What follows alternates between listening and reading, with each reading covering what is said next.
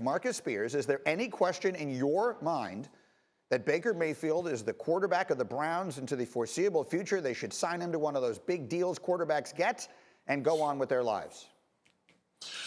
I'm not super crazy. That wasn't an endorsement. Okay, you know me. I'm big on the language and how coaches, general managers, and ownership approach conversations about players' contract.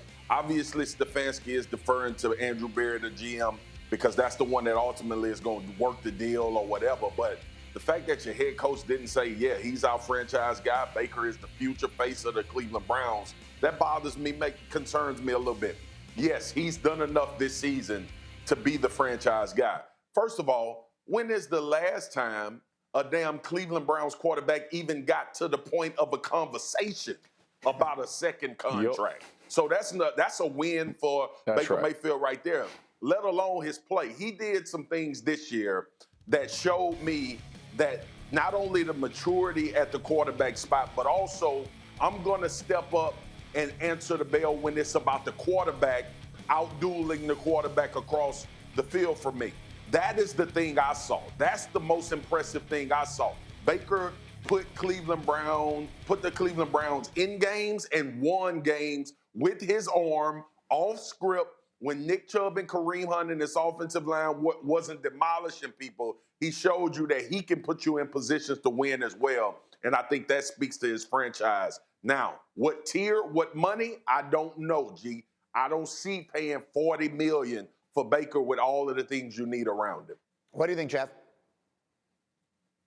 Listen, I think the money is irrelevant, right? Quarterback's going to make what they make, and everybody sets the bar, so I don't even care about the money. But Baker Mayfield himself has done enough to earn the respect of the Cleveland Browns and Coach Stefanski. Like, if you look at this quarterback, how many offensive coordinators he had? 4 or 5? I mean, how many head coaches? 4 or 5? Like, This is year 1 with Stefanski. I mean, listen, he has done the maturity he showed from week 1 of this season to the playoff loss. I mean, it's unbelievable. This guy has made continuous strides. He continues to answer the bell each and every week. Is he a perfect quarterback? Absolutely not. But is he a perfect quarterback in this system? Yes, because you can have Chubb and Hunt and a very good offensive line, and he can find receivers downfield. They need some other pieces and parts around him, including on the defensive side of the football, to help them win more games. But absolutely, Baker Mayfield has done enough to earn himself a place in Cleveland. Yeah, most improved player is not an award they give on the night before the Super Bowl. If they did, and I had a vote, I would give it to him. I think he was the most improved player in the sport this season, including Josh Allen and anybody. Dan Graziano, let's talk about how it goes from here. Where do the Browns go as far as this is concerned, getting a deal done with Baker? So he just finished year 3, which means that he's now eligible to negotiate an extension for the first time. He'll be entering year 4 of his rookie deal. They have the 5th-year option for 2022. That probably comes in somewhere north of $25 million. But you can, we saw Deshaun Watson, we saw Patrick Mahomes last year negotiate extensions in this same zone that Baker's in now, between year 3 and year 4. So they'll probably approach him about an extension. Where that goes depends on the motivation each side has to do it.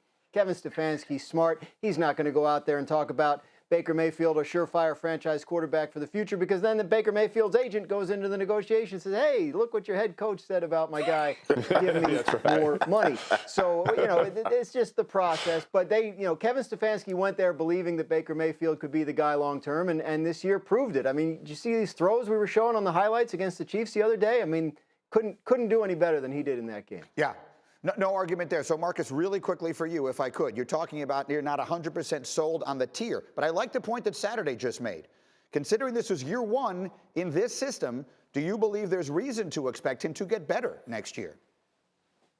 Yeah, I expect him to get better. But I also thought that the strides he made this year, to me, were more impressive when he wasn't on script, when he needed to be the guy that being the reason that the Cleveland Browns won games. That was what impressed me more about Baker Mayfield, and that's what gets you paid, G. Like the big quarterback money. How much can you lift us when things are going haywire, when we don't have everything at our disposal? The win against Pittsburgh with guys not being able to practice, impressive. The back and forth with Lamar Jackson when they played Baltimore, pushing the ball down the field with his arm. This game against Kansas City, Baker Mayfield was not the reason the Browns lost this game. He did enough for me to say that he should be a franchise quarterback. But I also have to bring in mind, how much can you spend on him and keep all of these things at his disposal? Can he lift, per se, bad guys around him or guys that's not to that level? The Cleveland Browns have a lot of really good players, guys.